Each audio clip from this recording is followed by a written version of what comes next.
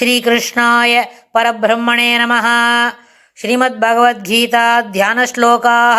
நமோஸ்து தே வியாசவிசாலபுத்தே புல்லாரவிந்தாயத பத்ரநேத்ர ஏன த்வயா பாரததைரபூர்ணः பிரஜ்வாலிதோ ஞானமயப்பிரதீபः பிரபன்னபாரிஜாதாய தோத்ரவேத்ரைகபாணயே ஞானமுத்ராய கிருஷ்ணாய கீதாமிருததுஹே நமः. सर्वोपनिषदो गावो दोक्ता गोपालनन्दनः पार्थो वत्सत्सुधीर्भोक्ता दुक्तं गीतामृतं महत्. वसुदेवसुतं देवं कंसचाणूरमर्दनं देवकी परमानन्दं कृष्णं वन्दे ஜகத்குரும். அடுத்தது 4வது அத்தியாயத்தில் 41வது ஸ்லோகம். யோகசந்நியஸ்த கர்மாணம் ஞானசஞ்சின்ன சம்சயம் ஆத்மவந்தம் ந கர்மாணி நிபத்னந்தி தனஞ்சய. யோகசந்நியஸ்ய கர்மாணம் ஞானசஞ்சின்ன சம்சயம் ஆத்மவந்தம் ந கர்மாணி நிபத்னந்தி தனஞ்சய. கட்டுப்படுத்தாது தனஞ்சய அப்படின்னு கூப்பிட்றார் பெருமாள். அர்ஜுனனை கூப்பிட்டு, அர்ஜுனா தனஞ்சயா, தனஞ்சயன்னு சொன்னால் எல்லாவற்றையும் ஜெயிக்கக்கூடியவன், 2 கையை சவ்யசாட்சி அப்படின்னு அர்ஜுனனை கூப்பிட்றாரு. என்ன அர்த்தம்?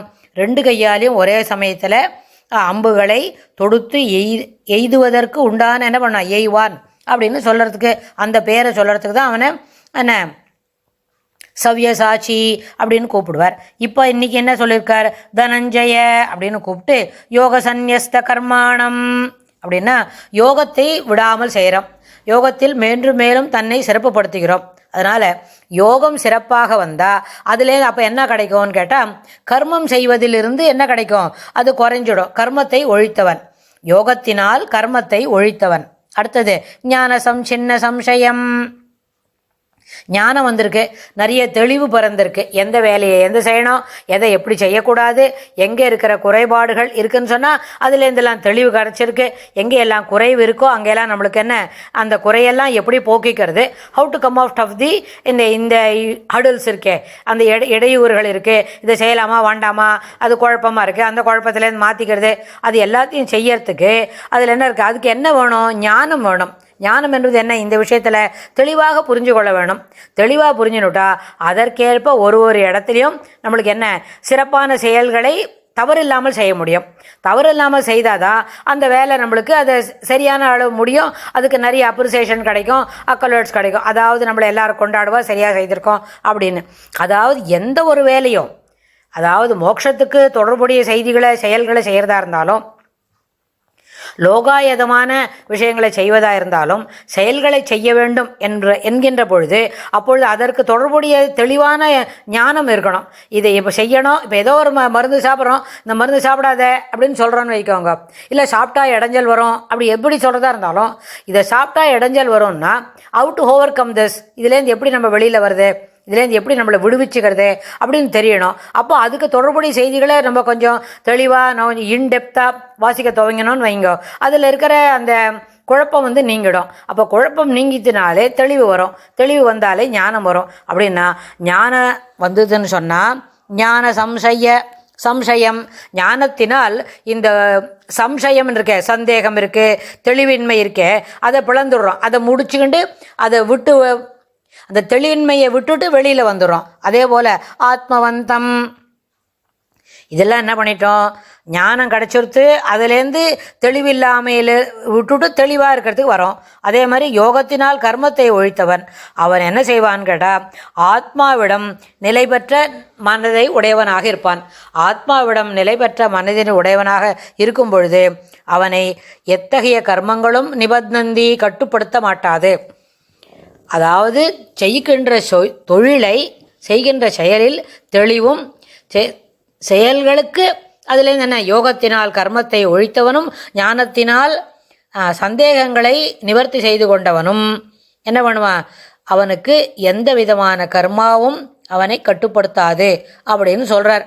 அதாவது இது எல்லாமே சென்ற ஸ்லோகத்தோட தொடர்பு தான். எப்படின்னு கேட்டால், சென்ற ஸ்லோகத்தில் ஒரு வார்த்தை சொல்கிறார், சம்சயாத்மா அப்படின்ற வார்த்தை இருந்து இல்லையா.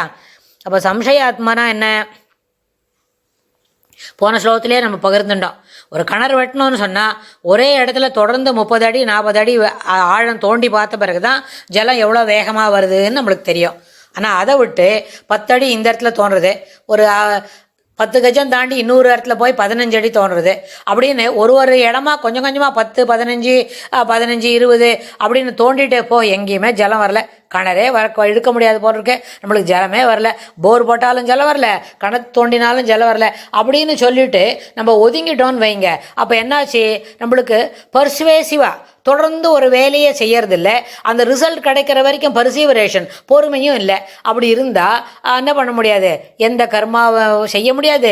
கர்மாவை செய்தாலும் அதிலிருந்து தெளிவு பிறக்காது.